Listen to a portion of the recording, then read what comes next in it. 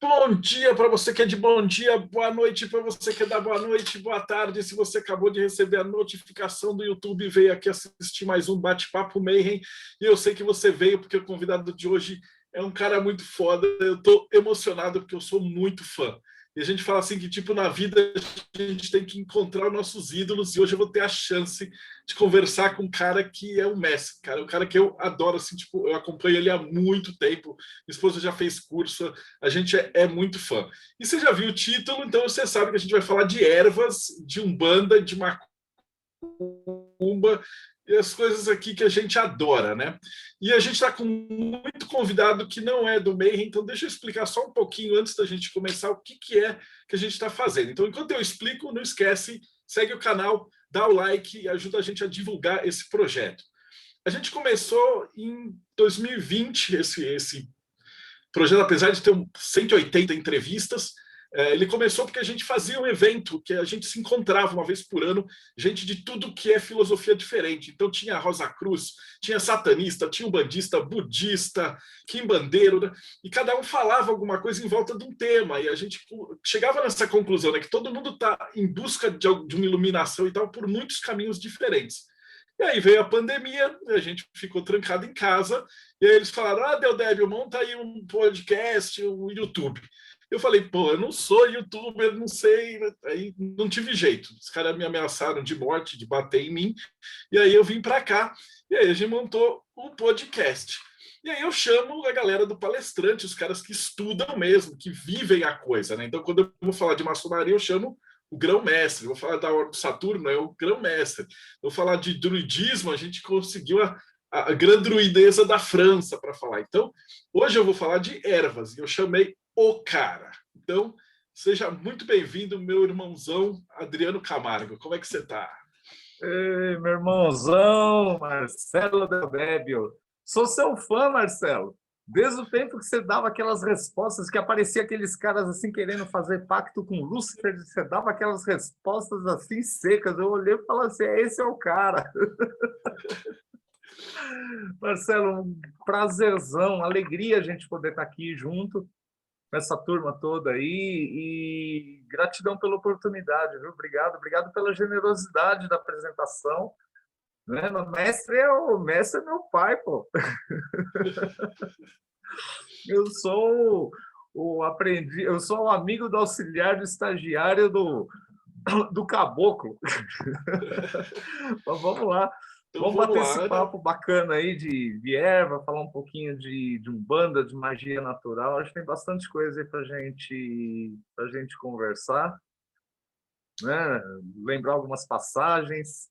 E é isso. É isso aí. Então, maravilha. A primeira pergunta de todos que a gente abre é que o pessoal quer saber um pouquinho da tua jornada, né? Então, também, como tem muita gente de fora, eu explico, né? Que a primeira pergunta que eu faço para o convidado é, tipo, como é que ele veio nesse caminho, né? Então, quando é criancinha, o cara ia lá na igreja, rezava e tal, e aí passa 20, 30 anos, eu não vou dar spoiler da idade dele, não, mas aí passa um monte de tempo, o cara tá lá na macumba com erva, fazendo banho, defumação, essas coisas assim, fugido de Jesus, mas ao mesmo tempo próximo, né, também. Eu sempre pergunto assim, o que deu Bem errado, mas para você eu próximo. falo assim, deu tudo certo. Então, conta pra gente um pouquinho como é que foi a tua jornada, tipo, desde que você começou até chegar no cara da erva. Legal. Hoje o Sol entra em Gêmeos, entrou já, né, em Gêmeos. Eu, daqui a 7 dias, eu completo mais um ciclo, completo 51 e faço 51 anos que eu abri os olhos dentro da Umbanda. Eu nasci na Umbanda, né? Minha mãe era umbandista quando eu nasci e cresci em ambiente de terreiro. Só dar um toquezinho, tem uma turminha aqui que eu mandei o convite, o pessoal tá careca de ouvir eu contar essa história, mas daqui a pouco nós vamos falar, né, da nossa verdadeira vontade, e eu tenho também um toquezinho para dar sobre isso, sobre contar sempre a mesma história. Eu nasci em berço umbandista, nasci filho de Elisa e Antônio. Minha mãe já era médium na época que eu nasci, já trabalhava na Umbanda. E eu venho daquela Umbanda pé no chão, tradicionalzona, né? uma banda de terreiro antigo, de atabaque dobradão. Minha mãe ela tinha um padrão mediúnico bastante diferente do meu, do nosso, né? Desse padrão aqui pós década de 70. Minha mãe era médium inconsciente. Minha mãe ela pagava, ela não tinha incorporação, ela tinha possessão, né? Eu lembro, tem histórias que eu gosto de contar dela fazendo janta, lavando louça lá, e daqui a pouco ela parava e pum, já não era ela, né? Ela já estava ali transformada, ela trabalhava com um Exu, era o Senhor Vence Tudo. Era um lorde inglês, um lorde inglês. Eu via símbolos entre colunas nele ali, né, de criança. E era muito interessante a postura dele, o jeito dele trabalhar, diferente daquilo que a gente vê até em algumas publicações, até hoje, né? Aí na mídia, a gente falando ali, vestida, capa, cartola, tudo mais, ele era aquela coisa ali. E esse padrão mediúnico da minha mãe fez com que ela tivesse pouca habilidade para lidar com o meu padrão mediúnico. Eu era uma criança um tanto estranha, eu acho que como a maioria de nós aqui, né? Era uma criança que abraçava coisas que só eu via, que eu conversava com coisas que só eu estava vendo. Estava ali no naipe do gurizinho lá do Sexto Sentido, né? I see dead people, mas não era só gente morta. Aliás, era o que eu menos via, graças a Deus. Né? Até hoje eu tenho medo. Né? Depois a gente pode falar disso também. Você fala, pô, um bandista tem medo de gente morta? Tenho sim. Eu prefiro ser da natureza, que eu acho que me relaciono melhor. E era isso que o meu padrão me trazia, né?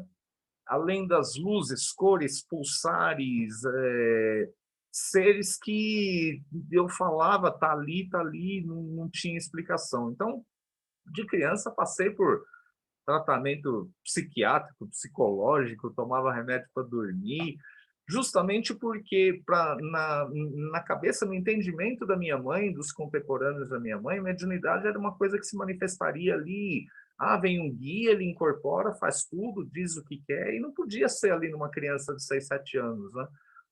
Então, eu ia para o terreiro porque eu ficava calmo, eu ficava tranquilo, exceto o dia que eu olhava para um médium e falava, esse aí não tá, né? Aí a espada de São Jorge no lombo, rapaz. E o tempo foi passando e vem a adolescência, né? Vem ali o final da primeira infância, segunda infância, começa a adolescência. Alguém me ensina a negar, né? E a negativa, de certa forma, me ajudou, porque eu parei realmente de ver. Alguém um dia falou para mim, você tem que dizer que você não acredita em nada disso. Né? Quando você começar a ver essas coisas, fecha os olhos e diz, você não existe, não existe, não existe, e foi o que eu fiz. Eu entrei ali numa negativa e daqui a pouco aquilo foi amainando, e os meus interesses foram mudando, a cabeça já foi, né, tomando outro rumo, aí eu queria conhecer outras coisas, né, já comecei a me interessar pelas menininhas, aí eu estou falando já com uns 13, 14 anos, né? Talvez um pouco menos. E me afastei um tanto da Umbanda, de ir o tempo todo ali, né? Eu lembro, eu cresci ali do lado do atabaque, vendo o guia trabalhar, vendo o caboclo riscar ponto, aprendendo canto, e era aquela Umbanda que você aprende tudo ali de forma osmótica, né? Você vai assistindo e aprendendo, assistindo e aprendendo, de forma empírica também, é aquela Umbanda que vem de casa. Então, por que você faz isso? Porque você defuma? Porque minha mãe defuma, porque a mãe da minha mãe defumava, né? Minha mãe, ela tinha aquela tesourinha, aquela faquinha que só ela mexia, só ela pegava. Ela ia no quintal, catava as ervas lá, não precisava ser o dia de trabalho, não, o dia que ela achava que tinha que ser. Pegava as ervas lá no jardim, enfiava dentro da panela, aquela panela de alumínio, panela de ferro, a panela que tivesse na frente. A mesma panela que fazia feijoada, que cozinhava a galinha, qualquer coisa ali, eu colocava lá dentro, fervia todas aquelas ervas, deixava aquele vaporzão subir, sabe, recendendo a casa toda, e enfiava a leiteira lá dentro, dava na nossa mão, na minha e dos meus irmãos, falava banho. E hoje o banho é do pescoço para baixo, e no outro dia era da cabeça aos pés. E aí, se a gente perguntasse, né? Filho não pergunta, filho obedece. Eu fui criado desse jeitinho, né? Mas eu sou geminiano com ascendente em virgem. 1 mais 1 é 2. Não tem como ser diferente, né? Então chega uma hora que você quer saber um pouco mais, você quer entender. E eu perguntava, eu sempre fui muito curioso, eu queria saber os comos e porquês, mesmo porque eu via algumas coisas ali e eu não podia perguntar. Chegou uma hora que eu descobri que eu não podia falar sobre aquilo, que eu falava, toda vez que eu abria a boca dava problema. E aquilo foi acalmando, acalmando, me afastei da Umbanda, fiquei um tempão, né? Fui para o mundo corporativo, casei, enfim, e voltei para a Umbanda pela dor. Na Umbanda a gente fala isso, né? Nós falamos que ou a gente vem pelo amor ou vem pela dor. Agora, aí nos anos 2000 para cá, se abriu uma terceira porta que vem se abrindo cada vez mais, a porta do conhecimento. Muita gente vem para a Umbanda hoje pelo conhecimento, né? Por ser uma religião que nos ensina a viver bem, não só a morrer bem, como a maioria das religiões, né? Você não vai dar certo só na hora que você morrer e for embora. Você dá certo aqui e agora, né? Sem ter que comprar um pedaço do céu. Então, esse retorno para a Umbanda, quando eu voltei querendo estudar de tudo, saber de tudo, e fui buscar, fui beber em outras fontes, e eu tinha aquela coisa dali na cabeça, né? Tudo que é digno de ser feito deve ser, no mínimo, bem feito. Eu quero entender o que eu faço, eu quero respostas. Voltei longe da família, longe da minha mãe, voltei escondido, na verdade, né? Voltei num outro grupo, quietinho, eu não queria ser filho de Dona Elisa, eu queria ser ali o anônimo, né? Chegar com a minha sacolinha de trabalho, ir lá, desenvolver mediunidade, quietinho. Nunca falei para ninguém, falou, olha, eu tenho uma noção lá de tocar tabaco, sei os pontos, nada. Era o começo do começo. Eu falei, não sei nada, eu quero começar realmente do zero, né? Não comecei falando, né, dessa parte, mas eu, né, para a turma que está assistindo aí não me conhece, sou Adriano Camargo herveiro, conhecido como herveiro, aí a partir dos anos 2000. Sou sacerdote e dirigente do Templo Escola de Umbanda Ventos de Aruanda, aqui em São Bernardo. É uma casa de formação de médiuns, sacerdotes, magos de magia natural com ervas, magos de magia divina, mas, acima de tudo, uma casa de formação de seres humanos um pouquinho melhores, um pouco mais conscientes da sua condição humana, do seu momento humano. Então, eu gosto de dizer também, eu estou neste momento. Aliás, isso aqui é bom falar para quem vai ver a gente lá no futuro. Daqui tem algum viajante aí, né? Está vendo a gente agora, né? A Lá gente no sempre futuro, pensa que tem que ver no futuro, porque aqui é o YouTube, então daqui 2 anos a gente brincava porque eu fazia as piadas assim, a gente está aqui, está preso, faz tanto tempo. Aí já passou um ano, ele já deu a volta, e a gente já está assistindo. Exatamente isso. Daqui a pouco alguém está assistindo isso e vai falar, pô, vamos lembrar do pai Adriano em memória, né?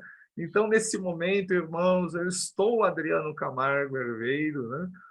E falando um pouquinho aqui da nossa vida, da nossa história, do nosso caminho. E quando eu voltei, né? Voltei mesmo eu tentando fugir, eu voltei num grupo muito parecido com o da minha mãe, né? Com dirigentes parecidos com a minha mãe, lá o seu Benedito, Dona Leida, contemporâneos. E eu me submeti a ficar quieto, a não perguntar. Eu queria absorver o máximo que eu pudesse ali, quietinho, e descobri, com o passado de pouco tempo ali, que muita gente era igual eu. Muita gente tinha as mesmas dúvidas, e a maioria não tinha coragem de perguntar ou já tinha recebido tanta resposta negativa que não queria mais se arriscar na pergunta, né?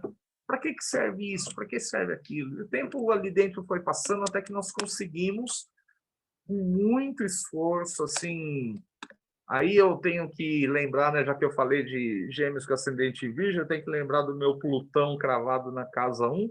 Com muita manipulação, nós conseguimos, no período de Quaresma, fazer um grupo de estudo, porque nós não trabalhávamos na quaresma, era proibido.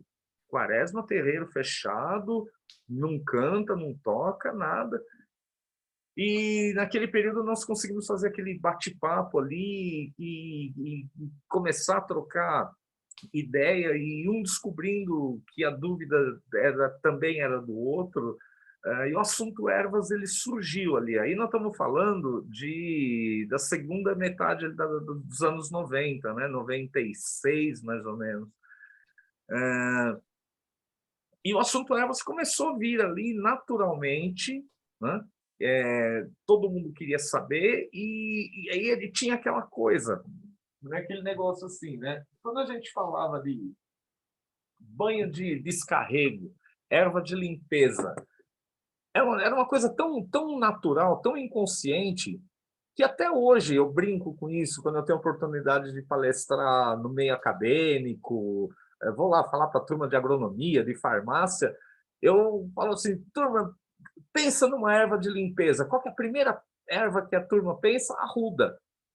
E era essa a dúvida. Eu falava assim, tá bom, legal, bacana, arruda é uma erva de limpeza, isso aí é hegemonia, tudo que é caboclo fala isso, tudo que é preto velho fala a mesma coisa. Mas por que que ela é erva de limpeza? E ela limpa o quê? O que determina essa erva ser uma erva de limpeza? Então eu repetia, peguei os livros antigos e um dia eu acordei com uma vontade incrível, uma coisa assim que parecia que aquela vontade estava preenchendo aquele vazio, aquela coisa ali de a saudade de casa, né?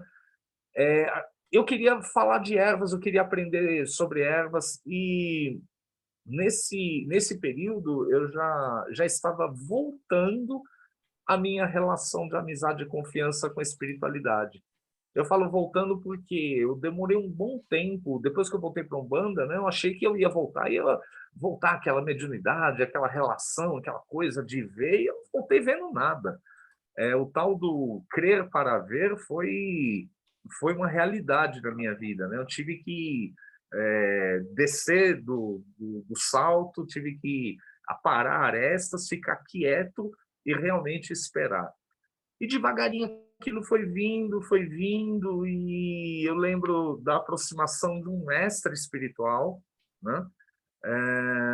Que mandou eu estudar. Mas ele mandou eu estudar assim, quando veio essa vontade de trabalhar com ervas, veio aquela coisa assim, vai estudar, e eu, uau, vai falar que eu tenho que ir lá para Bahia, para Lagoas, para Amazonas, você tem que conhecer Juremeiro. E eu falei, e aí, o que eu faço? Quem que eu procuro? O que eu leio? E o mestre repetiu, vai estudar. Eu, tá bom, mas vou estudar onde, com quem? Aquela coisa da juventude, ali, 20 e poucos anos, né? Vai estudar. Falou 3 vezes e calou, como o mestre faz, né? E eu fui juntar informação do jeito que eu podia, desde jardinagem, paisagismo, fitoterapia, homeopatia, florais, tudo que eu pude trazer de informação, de conhecimento, eu trouxe. Tudo que estava ao meu alcance, porque tinha coisa que não dava. Eu militava de terno e gravata no mundo corporativo, então para mim era como um hobby, né? Veio o final da década de 90, eu tive a honra de conhecer o mestre Rubens Saraceni, né? Essa aí é uma história incrível também, que tem muito a ver com, com a verdade, né? A verdadeira vontade. E eu já estava bem conformado assim com aquele caminho mediúnico que eu estava trilhando ali quietinho, sossegadinho. E eu lembro que eu entrei na hora do almoço numa casa de umbanda, numa loja de artigos religiosos aqui em São Bernardo, para comprar algumas velas.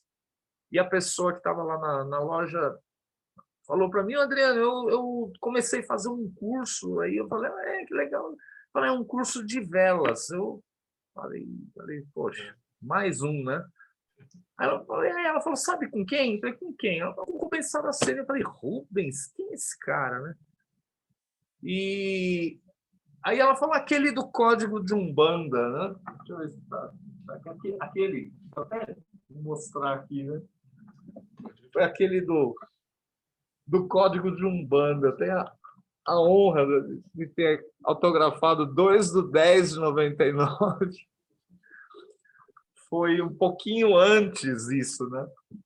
E eu já tinha passado pela Umbanda esotérica, lido lá os livros Mato Silva, do Rivas Neto, trazido, tentando juntar os pedaços ali, né, para formatar, para desenhar o que era aquela Umbanda que eu via, aquela Umbanda que eu assistia desde criança. E quando ela falou isso, né, curso de velas, Rubens, Código de Umbanda, eu já tinha lido esse livro, eu não tinha entendido nada. Eu olhei e falei, nossa, é muito ocultismo para o meu gosto, é muito vai para lá, vem para cá, é muito gráfico, muito sobe e desce, sinalzinho de mais e menos aqui e ali, e não era isso que eu queria, não estava pronto para aquilo naquela hora, né? E eu não tenho vergonha de falar, né? Quando ela falou isso, eu falei assim, bah, mais um idiota metido a besta, né? Mais um querendo ganhar dinheiro com a religião. Eu tinha essa coisa, né? Não, estudar para quê? O guia vai lá e vai ensinar. Mas aí ela pegou uma pasta, ela estava arquivando, pegando umas folhinhas soltas e colocando dentro dessas pastas de plástico, né? Com plástico. E ela abriu a pasta assim e mostrou para mim e falou assim: dá uma olhada nessa primeiro esboço de apostila que ele deu aqui. Na hora que ela abriu aquela pasta, eu tive uma síncope, né? Eu tive uma experiência transcendental. Para explicar isso daí, a gente tem que lembrar de Constantine, na hora que o Lúcifer chega com aquele ternão branco lá, estoura o vidro e o mundo para, né? Para tudo, fica ali segundos parado. Eu gelei, eu fiquei travado, e a hora que ela abriu aquela apostila, começou a levantar símbolo, luz, cor, e parece que em fração de segundos a minha mente voou, viajou lá para a infância, lá para as coisas que eu via, para aqueles velho catimbozeiro riscando ponto. O velho catimbozeiro que eu falo é baiano incorporado, né? Eu vi na entrevista da Deia que alguém fez uma pergunta do seu Chico Preto. Eu lembro, eu conheci uma senhora, uma médium que trabalhava com o seu Chico Preto. Ele pegava a pemba na mão, riscava os símbolos e aquilo iluminava, saía luz, as coisas. Eu era criança, né? Eu via aquilo. E eu tive essa síncope, esse negócio assim, que durou uma fração de segundos. E eu ouvia, enquanto eu estava naquele estado ali, eu ouvia a minha amiga, a dona Yara, a dona da loja, ela falava assim, parecia que o mundo estava em câmera lenta. E eu travado, não conseguia sair de onde eu estava ali. Eu falei, pelo amor de Deus, né? Eu falei, Nossa Senhora Aparecida, meu São Benedito, me tira daqui, pelo amor de Deus, o que está acontecendo? E ela fechou a apostila, aquele negócio voltou, e eu branco, né? Branco ali. Eu acho que o sangue foi todo pro dedão do pé. Eu olhei para ela e falei: onde é que está esse cara? Eu larguei tudo que eu estava fazendo e fui procurar Pai Rubens.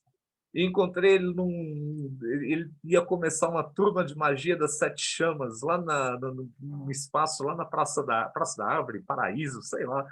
Eu sei que eu larguei tudo, eu fui atrás dele. E sabe quando você encontra a pessoa assim, você não sabe nem o que dizer? Eu tinha tanta coisa preparada para dizer para ele. Eu estava ensaiando assim, o que eu vou falar, né? Aí cheguei, olhei, falei, aqui que vai começar o curso? Falei, quem é que dá o curso? Eu falei, o Rubens aí entra, né? Aquele cara magrinho ali, né? Barriguinha começando a aparecer, carequinha, cigarrinho na mão, passando a mão na cara, aquele chinelinho ali, aquela sandália de açougueiro, né? Ele era Açougueiro. açougueiro São Paulino. E ele entra ali, ele olha assim para mim, eu olho para ele como se eu já conhecesse ele há milênios. E eu olhei, não falei absolutamente nada, ele não falou nada, ele deu uma risadinha, eu sorri, eu falei, eu vou me inscrever no curso, e pronto. E a partir daquele dia eu olhei para ele e falei assim, esse cara é meu mestre, né? E ele trouxe, o trabalho do Pai Rubens trouxe a luz da coerência para aquilo que eu vivia no chão de terreiro desde a infância, né? Então não existe melhor ou pior, existe aquilo que tem ressonância, aquilo que faz a alma pulsar. E foi exatamente isso que aconteceu. Então, quando alguém me pergunta, fala, é a linha que o seu terreiro segue, né? A sua Umbanda. Qual que é a sua Umbanda? As pessoas que se formaram com o Pai Rubens, que começaram uma Umbanda a partir do Pai Rubens, falaram, nossa, é Umbanda sagrada. Então, se chamou de Umbanda sagrada esse segmento, essa vertente da Umbanda. Eu falava para o Pai Rubens, falava, Rubão, você não me fez um bandista, você me deu um motivo para continuar um bandista. Você trouxe coerência, você, além de informação, você trouxe conhecimento, que é muito diferente, né? Porque informação a gente acha em todo canto, conhecimento é outra coisa. Então, a linha que nós seguimos e eu digo, todo terreiro tem duas linhas básicas que o compõem. A nossa linha teológica é a linha trazida por Pai Benedito de Aruanda e outros mestres espirituais através da psicografia de Pai Rubens, através do trabalho mediúnico de Pai Rubens. A minha linha doutrinária que compõe o que é esse nosso segmento, essa nossa casa, é a minha história com a minha mãe, minha história com o seu Benedito, com Dona Leila, com os terreiros que eu passei, a minha história junto com a mãe Andréia, de busca de conhecimento, a minha história, a minha relação de amizade e confiança com a espiritualidade que nos ampara, os erros, os acertos, os mais acertos do que erros, né? Os tropeços que eu dei, e é disso que nós somos feitos, né?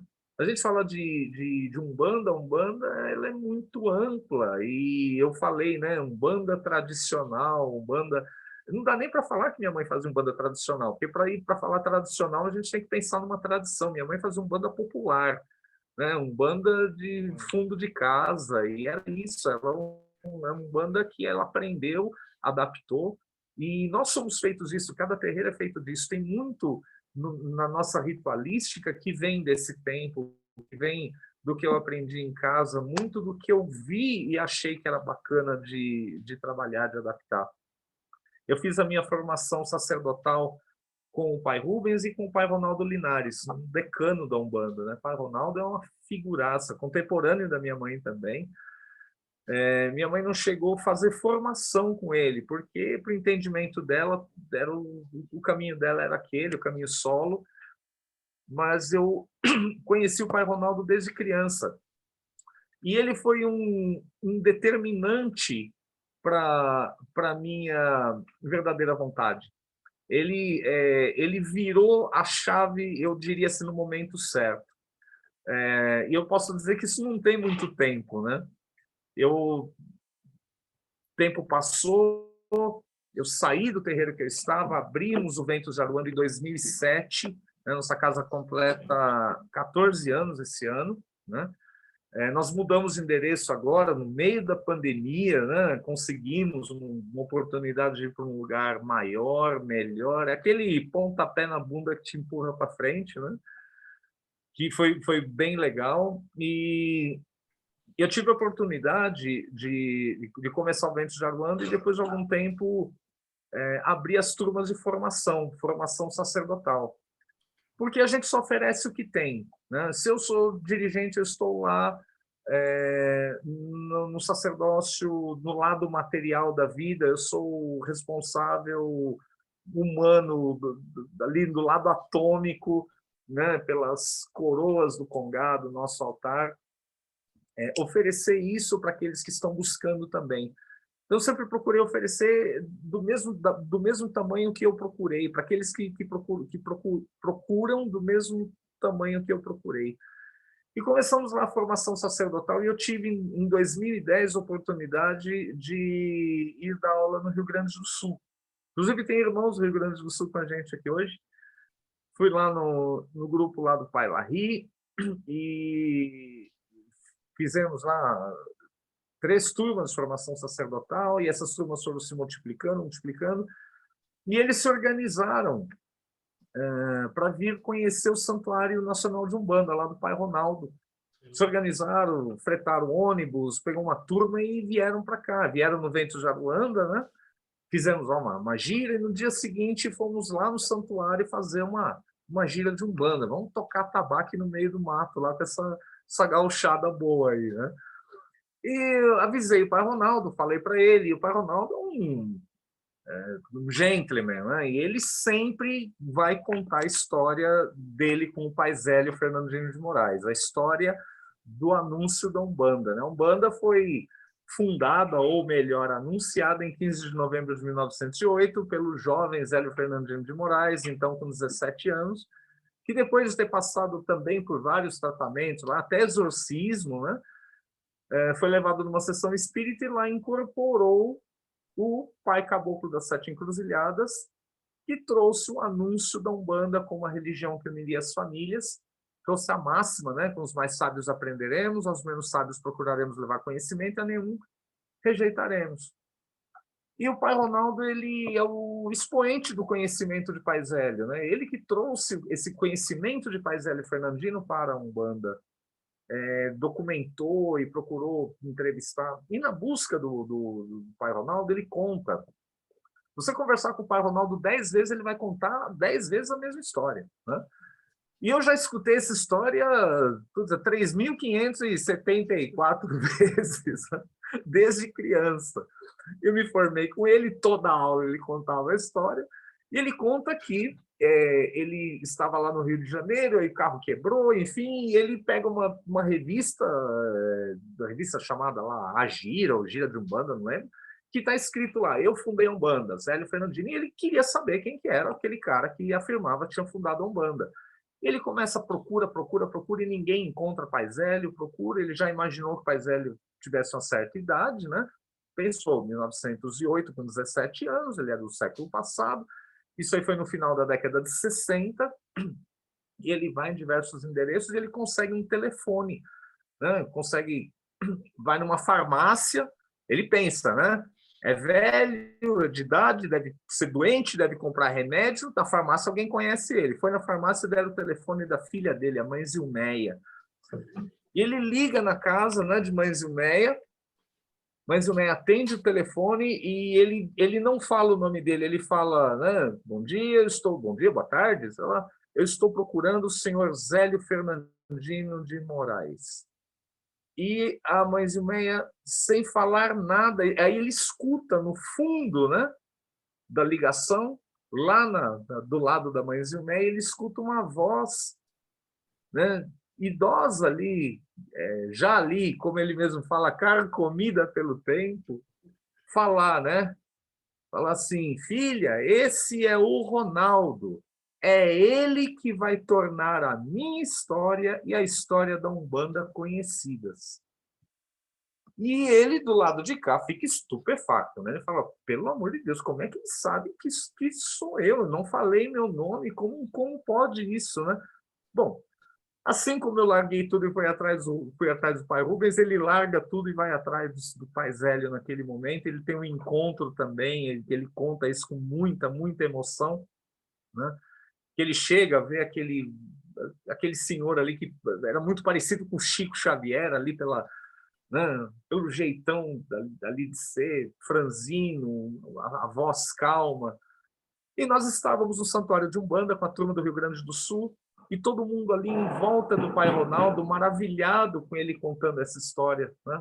A turma, não, os gaúchos nunca tinham tido contato direto com o pai Ronaldo, nosso decano, e eles estavam maravilhados, e eu, como já tinha ouvido aquela história 3.000 e tantas vezes, estava com o meu celularzinho, câmera fotográfica, eu estava voando, estava, né, olhando as árvores, estava fazendo nada.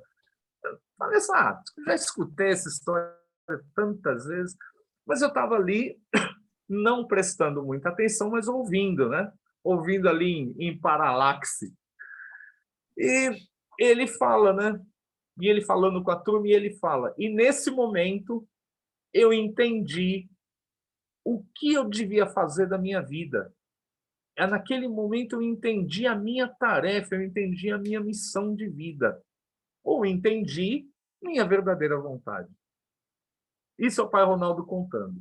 Aí, quando ele fala isso para a turma, ele para, ele olha assim para mim, eu de costas, ele olha e fala assim, você ouviu, Adriano? Eu olhei assim para ele, eu falei, eu ouvi. Ele olha e falou assim, você ouviu, Adriano? Ele me pergunta 2 vezes, você ouviu, Adriano? Naquele momento, eu entendi o que eu tinha que fazer. E ele me pega num momento assim que eu não tinha, na verdade, não eram dúvidas, são aquelas coisas muito humanas, sabe? É, já tinha saído do mundo corporativo, eu tinha trocado, sabe,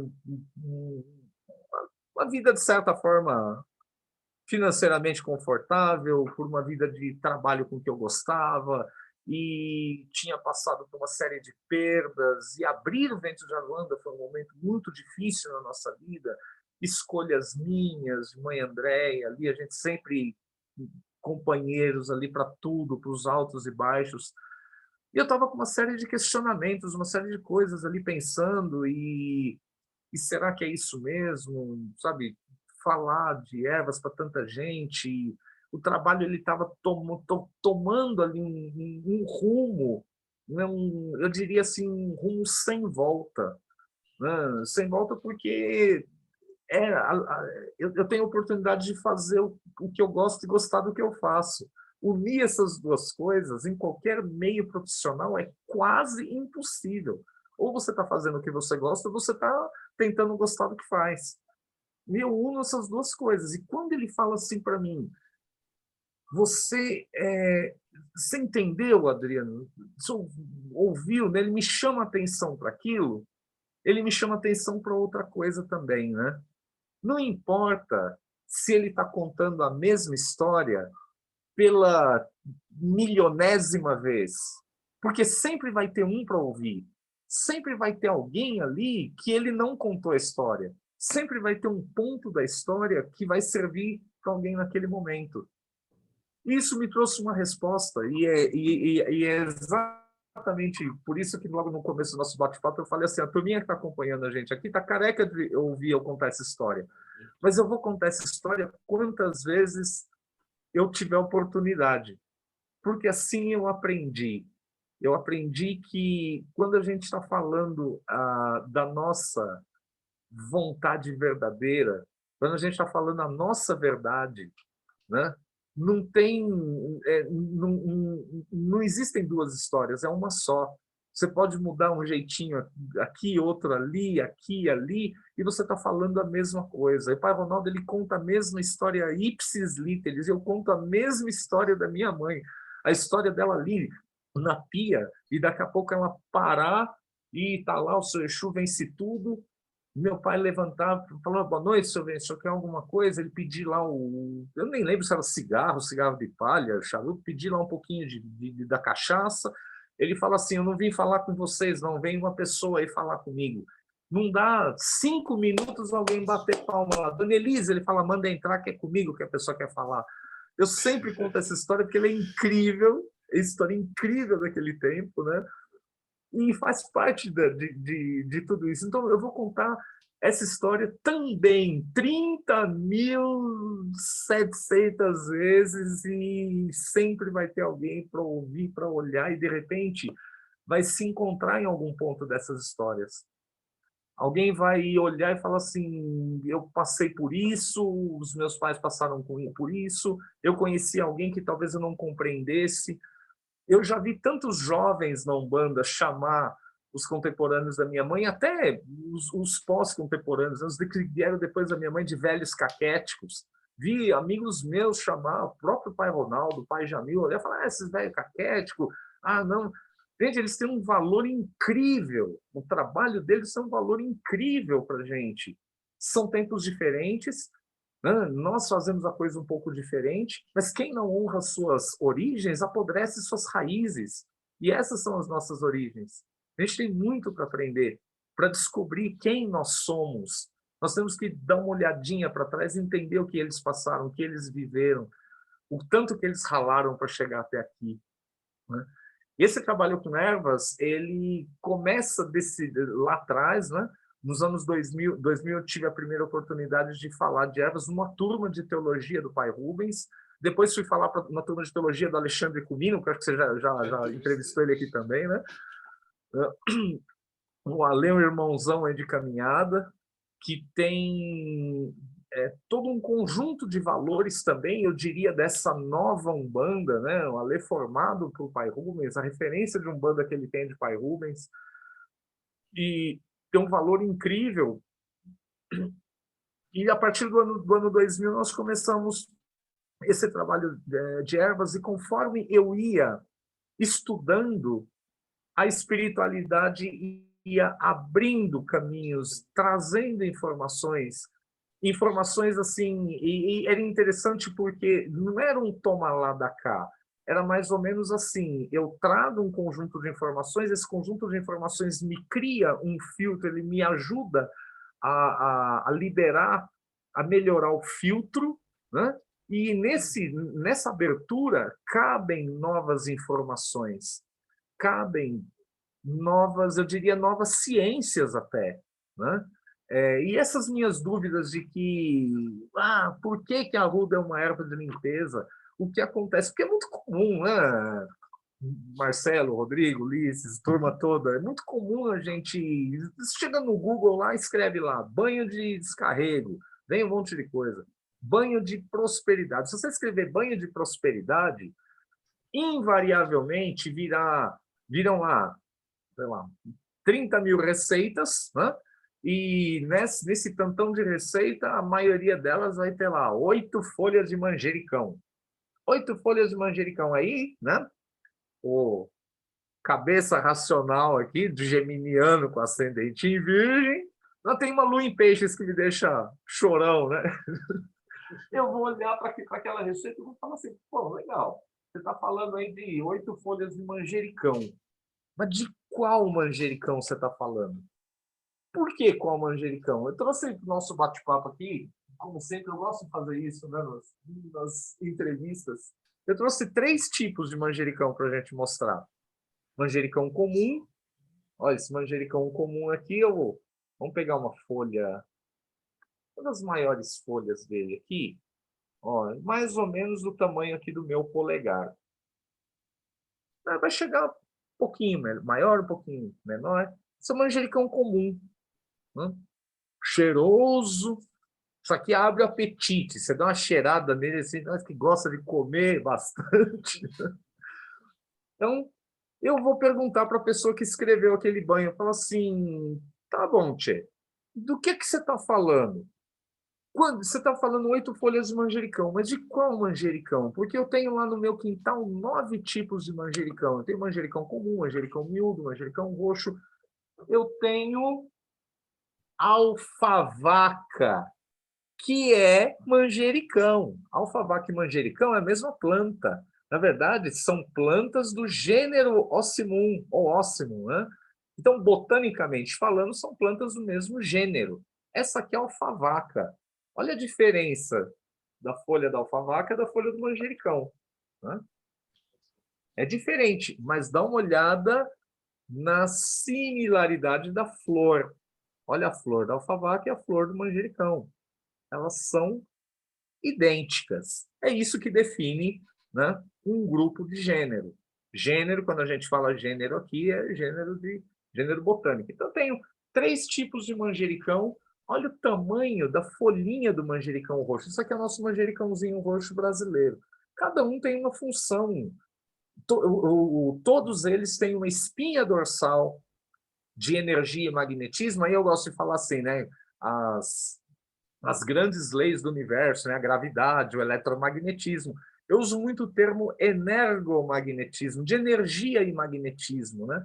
A energia e o magnetismo deles têm uma espinha dorsal em comum, mas eles têm qualificadores diferentes. Olha o tamanho da folhinha dele, a cor roxa, mas olha a curiosidade. Olha a flor da alfavaca. Aqui, essa aqui é a flor do manjericão comum, a flor da alfavaca e a flor do manjericão roxo. Elas têm uma similaridade, são plantas do mesmo gênero. E eu vou perguntar para a pessoa que escreveu aquele banho qual manjericão tu vai usar. Aí a resposta básica, né? Normalmente os jovens místicos, Marcelo conhece bem, né, essa classe. Conheço bem. Os jovens místicos vão responder o quê? Vão falar assim, usa o que você tem à mão, usa o que você sentiu de usar. sentiu de usar, usa. Ou então vai falar, usa o uso comum, o uso que você tiver, fala, tá bom. Então, vamos lá. Vamos por definição, vamos usar o manjericão comum. Mas tu tá falando de 8 folhas de manjericão. Você está falando de erva fresca ou erva seca? Você está falando do número 8? Você precisa de 8 folhas por causa da numeração? Ou você precisa da quantidade de 8? Se for quantidade, você tem que definir. Tamanho de folha, peso, erva fresca ou erva seca. É número, é numerologia pitagórica ou cabalística? Aí alguém vai olhar e vai falar assim, bah, Elveiro, tu é chato, né, meu? Que cara Não, chato, faz eu o te banho e entendo pronto. perfeitamente. E agora que eu estou estudando a tua história, acho que na quinta ou sexta vez, eu parei assim, eu falei, meu, como a minha história é igual a dele. E o compadre Rubens, ele que me indicou, e eu fazia assim, dos deuses, mas que deuses? E qual vertente e tal? Ah, agora eu preciso falar de Ogum, mas qual Ogum? Daí ele me indicava os pais de santo, que eu alugava a ele, para ele me indicar os pais de santo, para eu ir lá no dia da gira tal, para o cara que vai incorporar o caboclo do Rompe Palmeira. Eu falei, o que Rompe Palmeira? Não, mas é esse cara. Aí eu ia conversar, e aí o cara explicava para mim. E você tem igual, aí você está descrevendo o teu mapa astral, eu sou muito parecido, eu sou virgem e gêmeos e peixes também. Só que você foi para as ervas, eu fui para os deuses, então a nossa trajetória é muito parecida, eu te entendo perfeitamente, assim, é quase Que um legal, meu. espelho. Que legal. São sincronicidades, né? Muito bom, muito bom. Daqui a pouco nós vamos encontrar outros caminhos similares aí, né? Falar, bah, mas tu veio dessa constelação, mas tu veio da outra. Então, aí alguém sempre vai falar, né? Mas como você é chato? Falo, mas sabe uma coisa que é interessante? Se a gente não for chato, nós nunca vamos ter respeito, nós sempre vamos ser místicos, né? Tanto no meio científico e em meios religiosos aí que se arvoram numa tradição, num tempo de existência, numa moralidade, eles vão olhar e falar, mas eu acho que as coisas têm que ser explicadas, tem que ter um porquê de tudo. Deve haver ali uma coerência. Nós sabemos assim, eu sei que o Ulisses já me ameaçou, falou que vai me perguntar de espagiria, mas vamos lembrar lá da alquimia, lá de trás, a magia, quando a magia ela sofreu a cisão, né? A ciência para um lado, o misticismo para o outro, porque tanta coisa de magia a gente não conseguia repetir. Você não conseguia repetir o processo. Um banho ele funciona do mesmo jeito para 10 pessoas, não, ele vai funcionar do mesmo jeito para 8, e as outras duas? Então, eu não consigo repetir o processo, não é ciência. Eu não consigo repetir in vitro, no vácuo. O pessoal às vezes me pergunta de photokirlian para erva, tudo mais, eu lembro, né? Lembro da ciência. Eu falo assim, photokirlian não funciona no vácuo. Ah, mas quem é que toma um banho de erva no vácuo? Tudo bem, mas eu preciso de alguma coisa que me crie um elo para que isso funcione. Não funciona no vácuo por quê? Porque eu preciso de partículas de água suspensas no ar, que eu preciso do elemento água. Então, a água é vital para que eu use mesmo a defumação, para que eu sinta o cheiro da defumação. Se eu não tiver umidade no ar, eu não sinto cheiro nenhum. Ué. Então, e tudo isso é ciência. Nós ainda não temos, mais para frente, talvez, aí, com o desenvolvimento de processadores quânticos e outras coisas quânticas, nós teremos como medir esse energomagnetismo, o que a erva está falando, né? Se a gente pensar lá no efeito Baxter, lá dos eletrodos, lá no detetor de mentira, né? Lá na Vida Secreta das Plantas, isso aí foi um best-seller. A planta reage, as ervas reagem. E dentro das religiões, por que todo mundo convergeu para a Ruda? Né? Alguém veio e trouxe uma informação. Essa informação ela foi replicada, replicada, replicada e deu certo, dá certo na maioria das vezes. E aí? E como é que fica? A gente vai ser sempre desse jeito? E a espiritualidade começou a trazer um conhecimento consistente. Só que esse conhecimento consistente era uma coisa assim, eu vou falar um pouco do meu padrão mediúnico, né? Eu recebo a informação, parece aquela coisa do Matrix, né? Toma uma pílula para aprender a pilotar o helicóptero, ela vem de uma vez só, assim, uma paulada, uau! E vem tudo aí, eu tenho que pegar tudo aquilo, digerir, deglutir tudo, escrever do meu jeito, né? Falar do meu jeito, e aí eu vou puxar o cadarço do tênis do Einstein, né? Eu vou falar assim, se você não consegue explicar a coisa de forma simples, você não entendeu a coisa. Simples assim, né? E essa é a minha tarefa, é explicar a coisa, por mais complexa que seja, por mais ciência que a gente tenha nisso, por mais faixas frequenciais, mais coeficiente de energia vegetal, por mais coisas que eu tenha visto do lado de lá, eu tenho que ainda falar, né, dessa forma. Um banho de ervas funciona em X, Y, Z. Aí nós classificamos as ervas em ervas quentes, mornas, frias, para que a gente pudesse ter um parâmetro de trabalho, né? Definimos as ervas quentes, as ervas de limpeza, quentes ou agressivas. Lembrando que quente, morna, fria é só parâmetro mesmo, é só o jeitão ali para a gente conseguir explicar de uma forma um pouco mais popular. Se eu chamasse de erva agressiva, iam aparecer aquela turma lá que fica querendo fazer pacto com todo mundo, falar assim, então eu vou usar isso aqui para derrubar meus inimigos, como sempre, né? Então, quente ou agressiva, ela tem essa... nós poderíamos dizer as ervas de limpeza. Limpa o quê? Cura o quê? Característica da erva quente ou agressiva é rastrear, localizar, encontrar larvas, miasmas, acúmulos energéticos magnéticos negativos, espirituais, amparados por uma inteligência ou não, por uma consciência ou não, né? Pode ser só instinto, e quebrá-los de tal forma que eles não se reagrupem mais, mesmo que estejam sob uma ação mágica. Então, é essa a característica da erva quente. A erva quente ela tem que fazer isso. A erva quente ela tem que ser aquela gota de detergente sobre a gota de óleo. Se a gente colocar uma gota de óleo em cima da pia, tentar pegar com a mão molhada lá e limpar, nós vamos sujar mais ainda, nós vamos melar a mão de óleo e você não vai limpar nada. Você precisa de um detergente, um solvente, alguma coisa que quebre as moléculas de óleo, que reaja, que não permita que nada externo faça com que aquelas moléculas se juntem ali novamente. Simples assim. Opa, deu uma travada aí. Tá tudo bem? Estão me ouvindo? Tá tudo ok. Tá? Aqui me deu uma congelada. Tá. Então, é importante que você tenha um solvente ali para dissolver aquela gota de óleo. Essa é a característica do detergente, a característica dos elementos solventes. Existem elementos na natureza que cumprem essa tarefa, que cumprem essa função.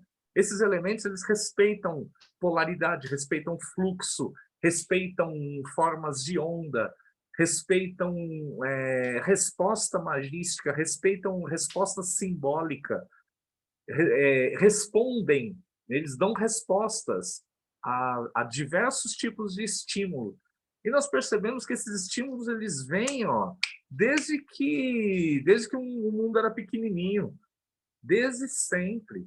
Se a gente pegar os primórdios lá, o que a gente poderia chamar de xamanismo primitivo, né? Pegar as próprias ativações, evocações de língua africana, né? Yorubá, Jeje, Fon, enfim, de todas as vertentes, as formas de colocar o elemento para funcionar. Então, dentro do campo religioso, isso sempre foi velado, assim como a magia simbólica, né? Eu brinquei agora há pouco, eu lembrei do Sushi Preto, ele pegar a pemba e riscar, né, o símbolo e aquilo vibrar, luzes e cores. Não era uma brincadeira de geometria aquilo, ele sabia o que estava fazendo. Ele sabia a ordem que ele tinha que escrever aquilo, ele sabia o estalar de dedos que ele tinha que fazer para que aquilo ganhasse um corpo ativo. Ele entendia do riscado, né? Vamos sem fazer trocadilho, né? Ele entendia do riscado, entendia, não entende, né? Onde quer que esteja, entende do riscado. E quantas vezes eu não via um guia espiritual pegar ali cadê o galinho de arruda? Pegar ali um galho de arruda, um guia espiritual incorporado, né? Pegar ali o galho de arruda e fazer ali o seu benzimento. Lá no meu tempo de criança, que minha mãe levava para benzer, porque tinha o mito As de que a mãe não benzedeiras podia também. benzer o próprio filho, né? A benzedeira pegava o galinho de arruda e o galinho de arruda ele brilhava na mão dela e falava, que mágica é essa, né? Eu, de criança, para mim, aquilo é uma coisa normal. Não, não sabia que acendia só na mão dela. E ela segurava aquilo ali e ali, né? Ali, né? Deus te fez, Deus te criou, Nossa Senhora tira todo o mal que te entrou, pelo sinal da Santa Cruz, vai nos Deus, Nossa Senhora dos nossos inimigos, pelo sinal da Santa Cruz, vai nos Deus dos nossos inimigos. E não importava se era uma base católica, cristã católica, se era uma base lá uma reza estranha, Sempre né? Às vezes funciona. funciona. E eu olhava aquilo e falava assim, tá bom, qual é a chave? Qual é a chave? O que é que liga isso? O que é que faz isso aí funcionar?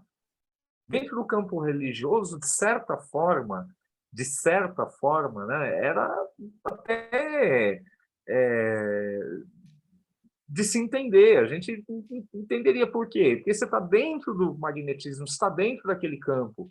Dentro daquele campo... e outra coisa, eu ia falar, dentro daquele campo já existe o campo das intenções, né?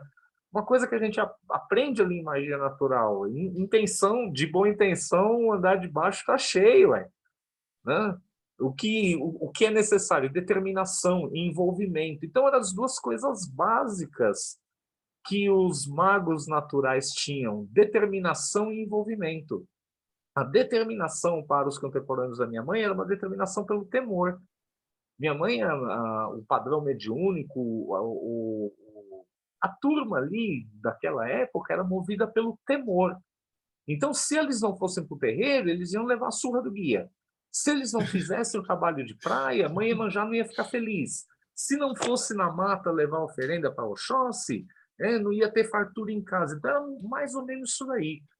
Aí essa cisão, houve ali, eu diria que teve um canyon aí na década de 80, né?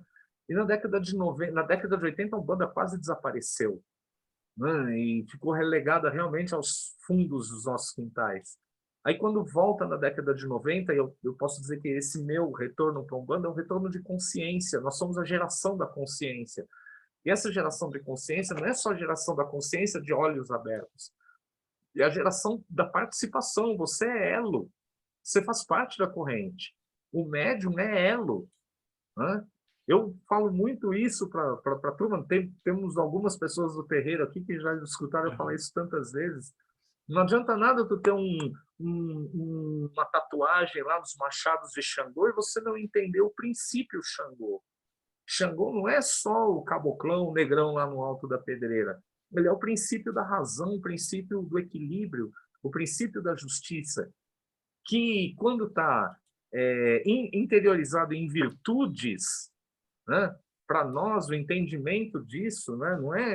Oxum não é a loira penteando o cabelo na cachoeira, é a virtude Oxum, a virtude do amor. Quando você entende a virtude de Xangô, você percebe que não adianta você fazer alguma coisa para se beneficiar se você estiver provocando um malefício para o outro. Você compreendeu isso? Então você entendeu a virtude de Xangô. Não é o tamanho da oferenda que você faz. Hoje a espiritualidade quer o médium participativo, e não é participativo de olho aberto, entendendo tudo ali. Eu conheço, meu Exu é meu brother. Não, é entender que Orixá transcende o arquétipo humano. O arquétipo ele serve para que a gente tenha referência, paridade, né? Eu falo, Umbanda é a religião da natureza, mas não só da natureza de elementos. Terra, água, fogo, ar, elementos secundários, cristal, mineral, vegetal. É a religião da natureza humana, que está expressa ali e ensina em silêncio. A Umbanda ela ensina calada. É a maturidade do caboclo, a sabedoria do preto velho, a pureza da criança, é a vitalidade, a garra de Exu, é a determinação de boiadeiro. Uma vez me perguntaram, Marcelo, falou assim, uma pessoa da assistência falou assim, o que eu posso aprender com boiadeiro, né? O que eu posso aprender com um cara que cuida de vaca? Eu olhei e falei, de repente aprender que se você quer alcançar alguma coisa na tua vida, você tem que se dedicar, porque se você não ordenhar a vaca 2 vezes ao dia, ela tem cistite, ela morre. Se você não cuidar do teu plano, do teu projeto, o teu projeto morre. vai lá ordenhar teu projeto, senão ele morre. É isso que o boiadeiro te ensina em silêncio, sem abrir a boca para te dar uma consulta. É a imagem, o arquétipo, a força. Por que o boiadeiro está ali vindo dar um conselho? Qual o conselho de boiadeiro? Trabalha. Trabalha. Tem tantos cantos que falam isso ali de forma natural, né? De forma subjetiva, tanto ponto da Umbanda. Então, olhar para essa para a Umbanda desses tempos modernos, né?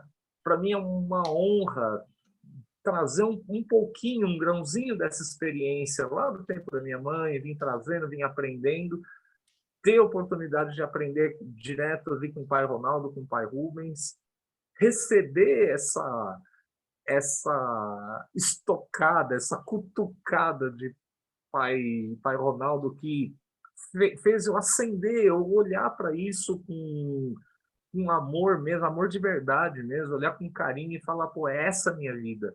É isso que eu tenho que fazer aqui. É isso que eu quero morrer fazendo. Eu quero morrer falando de erva, falando de Umbanda, escrevendo, contando caos, pitando cachimbo, tocando maraca, tabaque, cantando música Iauanauá. Eu quero morrer fazendo isso. Eu não quero morrer fazendo outra coisa, não. Quando, e o morrer ele é bem humano, né? Morrer aqui. Eu quero deixar, entregar E depois de morrer ainda continuar lá, né? Depois de morrer ainda vai continuar lá, trabalhando do lado de lá. Isso define muito a verdadeira vontade, né? Vai, e aí depois morreu. Não, continuamos. Eu lembro lá do Senhor dos Anéis, o Mago Castanho, né? Depois que eu morrer, se vocês precisarem de alguma coisa, quiserem marcar entrevista, alguma coisa assim, meu, bate o pé esquerdo 3 vezes, põe o cigarrinho de paia lá, derrama um pouquinho de café no chão, chama o herveiro 3 vezes que eu venho. Eu tomar uma aguinha. Eu falo pra caramba, hein? Não, você já respondeu boa parte das perguntas, mas isso não está excelente, porque vai passando. E uma pergunta que a gente costuma fazer, assim, do teu ponto de vista, com a tua verdadeira vontade nessa lance de erva, como que você define magia? O que é magia para você? Magia para nós, dentro desse caminho de magia natural, tem uma definição muito simples, muito básica. Magia é transformação. Ninguém usa magia para continuar como está.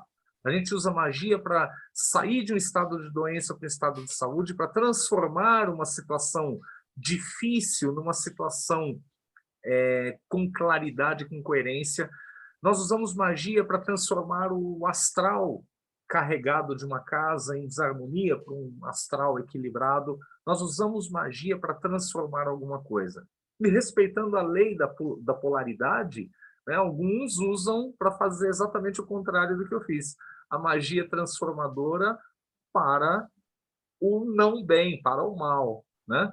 Eu gosto de dizer que a natureza do ser humano é o bem. A nossa natureza é a empatia, a nossa natureza é o bem. Quem não está no bem é porque ainda não entendeu a própria natureza.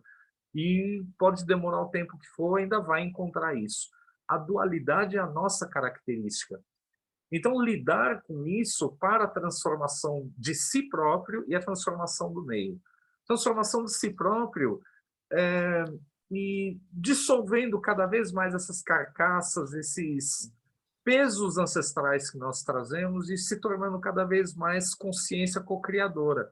Nós participamos do mundo à nossa volta. Nós somos senhores do nosso karma.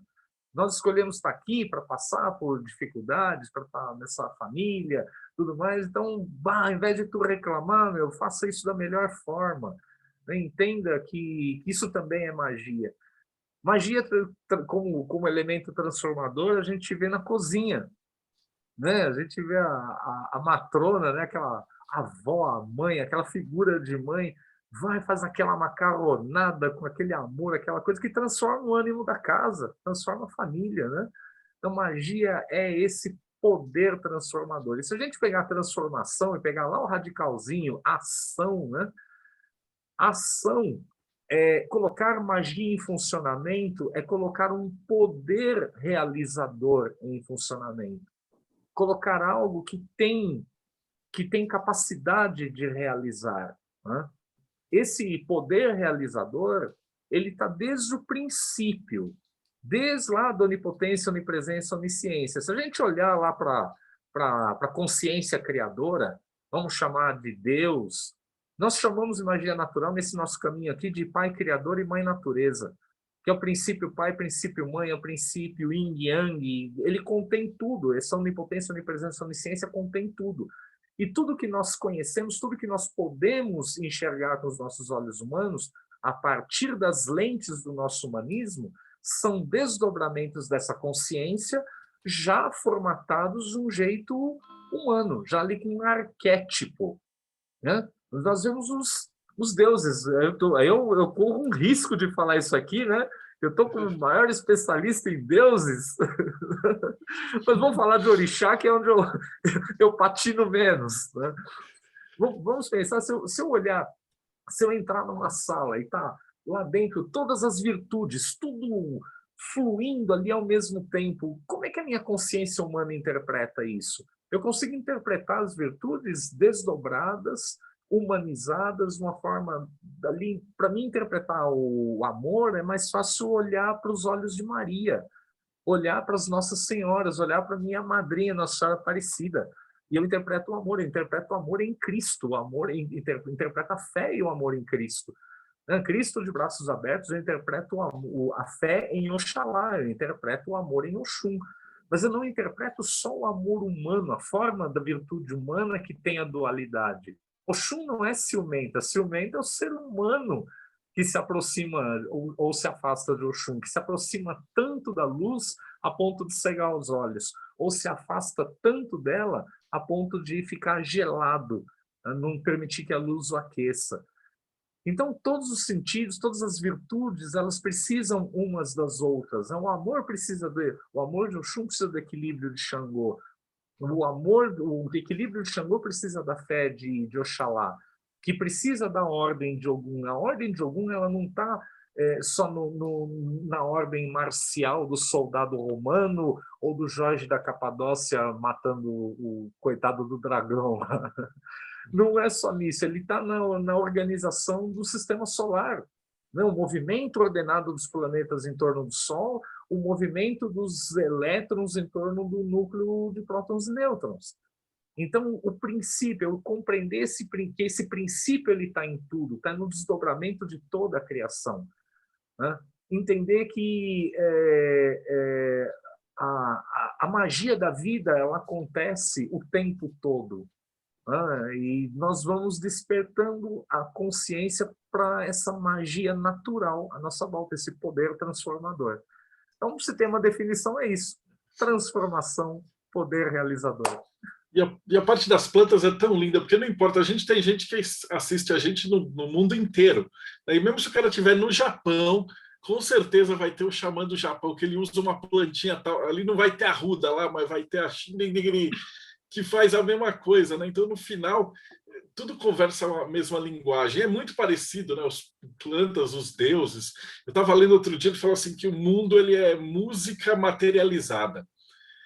Estou entrevistando um músico para ele, mas as plantas também são músicas, e as músicas são diferentes, as notas musicais e os tipos de planta, né? Você mostrou aqui nessa aula os 3 manjericões. Eles falam, pô, manjericão é de tal orixá. Mas aí você vai lendo em alguma coisa, de repente alguém achou que vai ser do outro orixá. Porque isso. Naquela região tinha só um manjericão amarelo. E aí ele falava, isso aqui é da Yansan, não sei o quê. E aí na nossa região tem um manjericão roxo. Aí você vai procurar na literatura, não batia. Era um debate que eu tinha. E naquela época do sedentário, que tinha os céticos. E ele falava, pô, mas isso aí não adianta, porque o cara no Nordeste falou que a erva tal é isso, e o outro falou isso. Como é que é ciência? Ele fala, cara, é que você está vendo só um pedacinho. E essa tua palestra hoje foi um negócio que fez história. Porque se você tem tantas plantas e várias, é óbvio que em algum momento alguém estava usando e ela está tudo misturado, né? Porque todo mundo tem todos os orixás e as plantas têm todos os orixás. Mas exato. Ela vai pegar uma parte que é maior, que é mais forte. E aí esse catálogo que forma esse arco-íris gigante, assim, eu acho que isso que fascina, assim, comigo para deuses, para mitologia ritualísticas, e no teu trabalho com erva, né, que é fantástico, né? E por falar em trabalho, como é que vocês estão dando curso na pandemia, né? Porque, pô, o trabalho com você, o curso de fazer com erva de você é legal porque dá para cheirar, pegar na mão. É uma Isso. coisa fantástica, dá vontade de fazer assim, vários e vários cursos diferentes. Como é que vocês estão se virando na pandemia? Pô, Marcelo, olha, foi difícil a gente encontrar um caminho do meio. Eu já tinha cedido ao EAD, né? Tem a plataforma Umbanda EAD lá do Rodrigo Queiroz, e depois de um tempão ele me enchendo o saco para a gente fazer curso de ervas. Aí eu falava a mesma coisa, falava, mas como é que eu vou? Foi interessante isso, né? Porque eu, nesse ponto eu sou bem místico, sabe? Eu consulto as bases, eu paro, vou lá e peço inspiração. É simples, eu peço inspiração, falo, o que será que o caboclo faria, né? E a resposta do caboclo foi assim: a gente não deixa ninguém sem informação. A gente leva a informação, o conhecimento onde a gente pode chegar. Se veio a oportunidade de fazer isso, ofereça o teu melhor. E nós desenvolvemos um jeito de falar. E agora, na pandemia, nós redesenhamos o trabalho, pegamos toda a parte, perdão, toda a parte teórica, colocamos em 3 módulos de 6 horas de bate-papo pelo Zoom, onde eu faço isso aqui, né? Pego a planta, mostro aqui, tem uma apostila em PDF lá que ficou show de bola, muito bem desenhada. O pessoal, a equipe que fez isso, tá, parabéns. E é isso aqui, é esse bate-papo que a gente está tendo aqui, né? Porque essa aqui é a nossa vida. Então, o jeitão de falar, as histórias, os causos, o que a gente fala aqui, a gente fala na aula, pegar erva, mostrar, explicar com profundidade, com pés no chão, conhecimento embasado, o que é uma erva quente, uma morna, uma fria, o porquê que a arruda é uma erva de limpeza, falar um pouquinho dos gráficos frequenciais, mesmo que a gente não tenha mesmo que isso não seja a parte mais importante para alguém fazer um banho, uma defumação, mas é essa troca que vai alimentando, né, de conhecimento, e vai fazendo uma coisa que a gente pode chamar de magia também, que é a transformação desse miolo, né? É o despertar.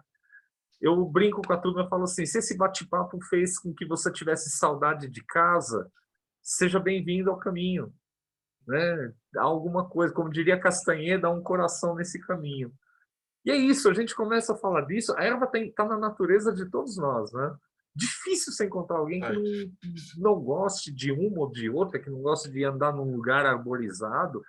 E a gente começa a falar disso com a nossa verdade e vai despertando isso, né? Vai aquela coisa assim: poxa, eu queria um pouco mais de contato, eu queria um pouco mais. Aí é óbvio, é da nossa natureza. Sempre tem aquela turma de oportunistas, né, que vão olhar e falar: nossa, vamos lá, quantas pessoas estão ali, quantos seguidores, quantos likes.